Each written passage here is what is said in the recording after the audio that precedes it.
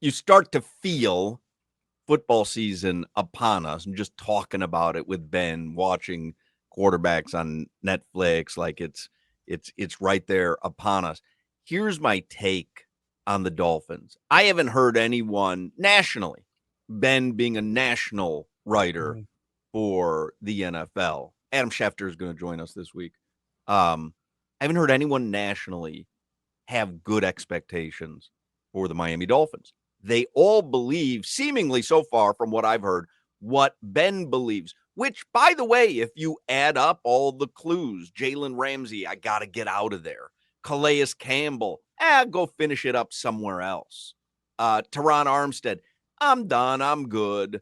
Like you start to add it all up and you go, something's amiss.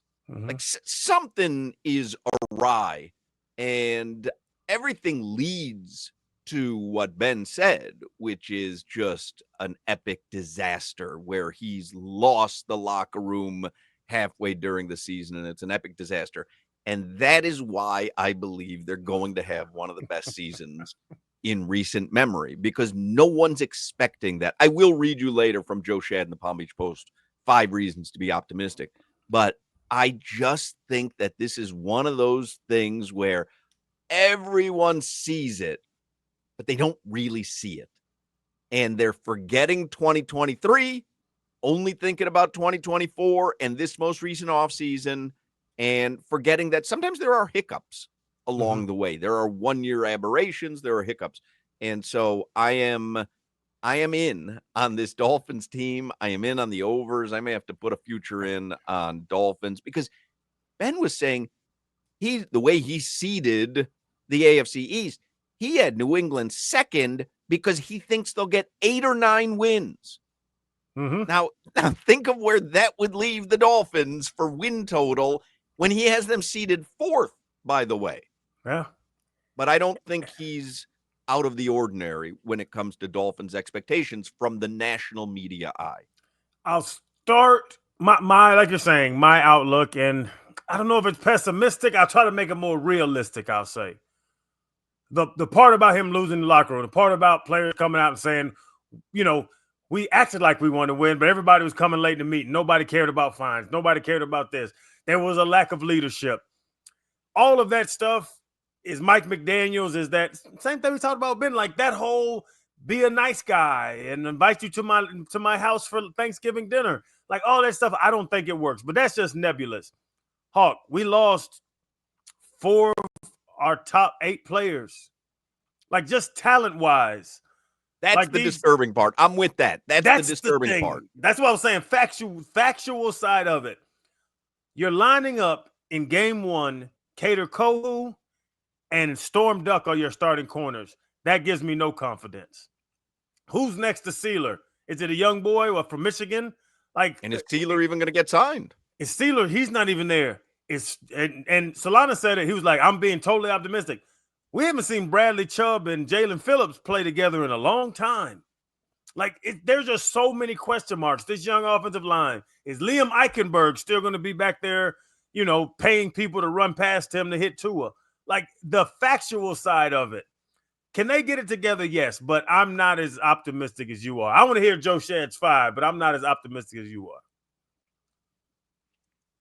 Well, gets underway tomorrow. It is disturbing, though, the number of people. And forget about, you can go, well, if Darren Waller, hey, Minka, just look at the number of stars they lost. Yeah. You lost Jonnu Smith and Jalen Ramsey and Teron Armstead and Calais Campbell. Those 4 alone. Javon Holland. You're talking about some of the most productive Dolphins that were on the field. So I get it. But man, I have a stalwart faith in Tua and Mike McDaniel's ability to get creative with the offense and hopefully not have to create a game plan for Zach Wilson. That's where I'm at. Ben kind of said it.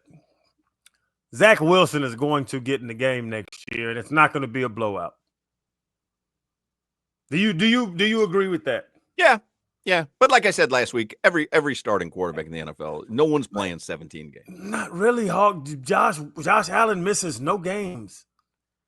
Patrick Mahomes missed. I think he's played 5 full seasons. Like, I kind of looked at it. I've had to find it in my notes, but like you look at Lamar Jackson's and those top guys that are on that top 10 list we talked about, they don't miss 7. They miss a couple games. They'll miss one game, and they could have played if they weren't already in the playoffs. We can exist with Zach Wilson starting 1 or 2 games for. But it wasn't 1 or 2. It's 7 or 6 and 5 and 8. Well, I mean, that happens, though. You're right. Like Patrick Mahomes, he'll have a game where he rolls his ankle. He has weak ankles. And he's doubtful leading into Sunday, and then he's questionable. Then he's a game-time decision, and then maybe he has to sit a game. But he's back the following week. Like that's the only difference, because you're right, Hawk. Quarterbacks miss games. They don't baby him the way they do Tua. Yeah. It's different, though. They do. They baby Tua. I agree, but you would agree also it's different. I need to see Mike McDaniel in shorts that wrap around his thighs, a whistle maybe. How about a whistle? He should look like a high school gym coach. Yes, he should look more like Willie Taggart and less like Willie Chirino. He's weird with the elements, though, because when it's hot as hell in Miami, 100-degree heat for training camp, I'm overdressing. I'm wearing the full tracksuit. But then when it's freezing cold temperatures in Buffalo, he goes out with the same tracksuit and he's shivering on the sidelines and he looks weak. Like, put on a jacket, bro. Didn't we determine he was doing that? He's wearing the hoodies and the sweatpants to show them that he's suffering through training camp. Like it's not that cold. Suffering through game time conditions. But psychological. Where hey, you're hot, you can't be hot because I got on a hoodie. You're cold, you can't be that cold. I got on a t-shirt. I'm saying you haven't won a playoff game in 3 seasons, so change it up. Tight thigh shorts, V-neck. Put a V. Be the first head coach to wear a V-neck, chest hair out, deep V, and a whistle, deep V, almost nipple. to the navel. If he runs, a nipple will fall out. The thing is, and when you're running off the field in the primetime game, the QT little sprint off, walk slowly. Change everything. Then get ready because he's going to sprint off after the halftime interview. Walk like you're Thurston Howell on Gilligan's Island. Well, timely reference. I don't know who the hell you're talking about.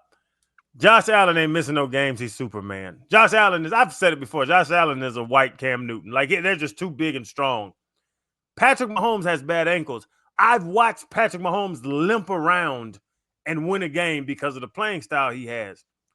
The concussion thing and the little fingers crossed, what's it called? Fencing. Huck, you can't unfence. You can't oven mitts.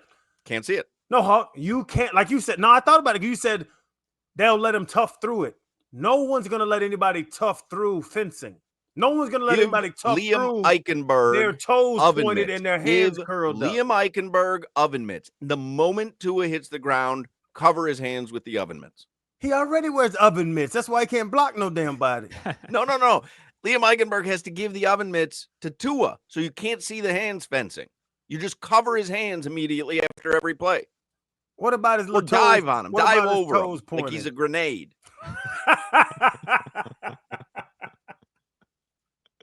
Wait till the fencing maneuver is over, and then you get off him.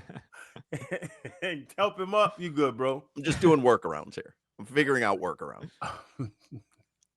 We will see Zach Wilson this year. I don't disagree with what Hoch is saying, though, because the oven mitts. Right. Yeah. I think it's a great idea. Right. Yeah. We could do, Crowder, the what ifs with every team. Literally, no, like we can't do the what if injuries.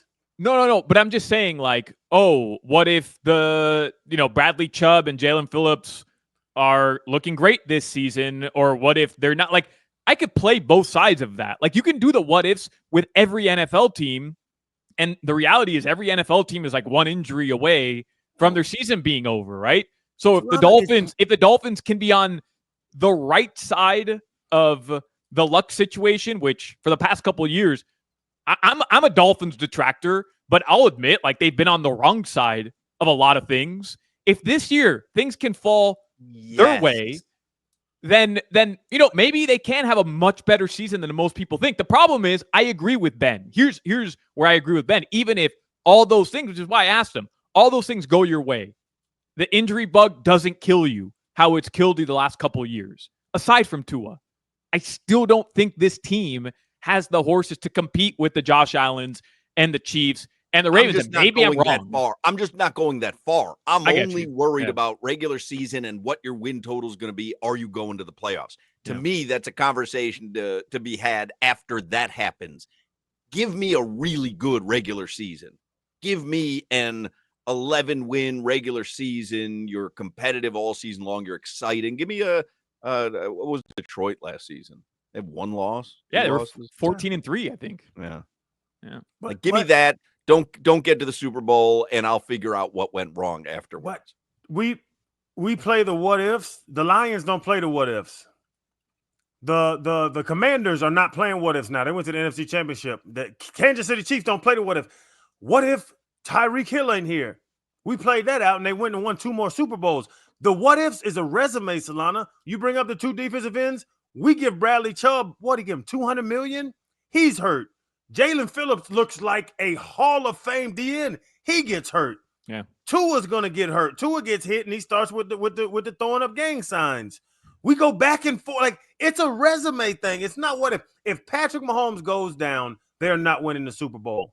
But Patrick Mahomes has never went down for that long. He hurts his ankle. He tapes it up. He goes out there and throws 3 touchdowns. I'm not doing the what-if game. I'm doing the resume game. And our resume is that we're not going to have our top players for too long because we've seen what happens. We've seen them all get hurt. Chubb, Phillips, Tua. We've seen them get hurt. Tyreek, if he gets the police beat him up, he got hurt. Waddle gets hurt all the time.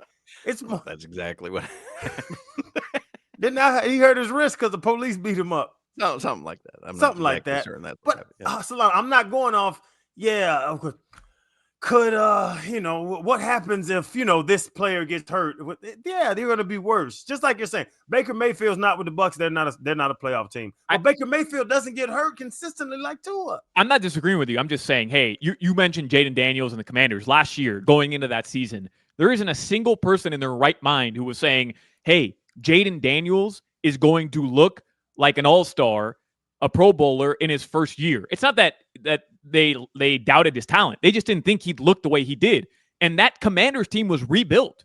And there were what-ifs going into that season. Hey, if the offensive line can stay healthy and protect their rookie quarterback and Terry McLaurin can stay on the field, like, maybe that offense might have a little something. Guess what? It just all clicked for whatever reason. It clicked. And they achieved something that nobody expected them to. They surpassed expectations. And I'm saying in the NFL, those random things, sometimes I'm not telling you to expect it. Happened in 2023. But it happened. Clicked. It didn't click all the way through the postseason. Right. It clicked, though. It clicked. Unexpectedly, they're putting up 70 points against Denver. It clicked. That's all I'm saying. I'm with Solana. It can click for unexpected reasons, and we have proof that it clicked just 2 seasons ago. So I'm not considering it to be out of the question that it happens again. I'm starting to think that 70-point game was one of the worst things that ever happened to this organization. I'm serious, because everybody. Well, we wouldn't have anything like that to talk about if we didn't have that. That Denver game, it's crazy that I'm. Remember when they scored 7? Remember they still were, they were top. Tua was top 5 in everything that year. Well, that's what I'm saying. Like, yeah, everything was clicking. They're like Tua, and I'm going to argue for Tua all day. The team, though, this year, Tua could be a top 10 quarterback this year, and I think he is if he stays healthy. We always got to put the clause in for him. This team, this roster, I'm not as high as you are, Hawk. I'll put it that way. What if Mike McDaniel wore a suit like Mike Ditka used to wear on the sidelines? Wear a suit like Tom Landry with the hat. Maybe he doesn't want to do the shorts. He doesn't have the legs like Dan Campbell. Yeah. So what if he went just the opposite direction? Suit, vest, hat, tie. Would that make us get 4th and shorts? Well, I don't know. I do know that the hoodie and the capri pants aren't. So, we know that doesn't work. Let's just go through the aisle and see what Put works. Alec Ingold in a 3-piece suit and see if he gets the 4th and short. Make everybody wear a bow tie under Let's their get jersey.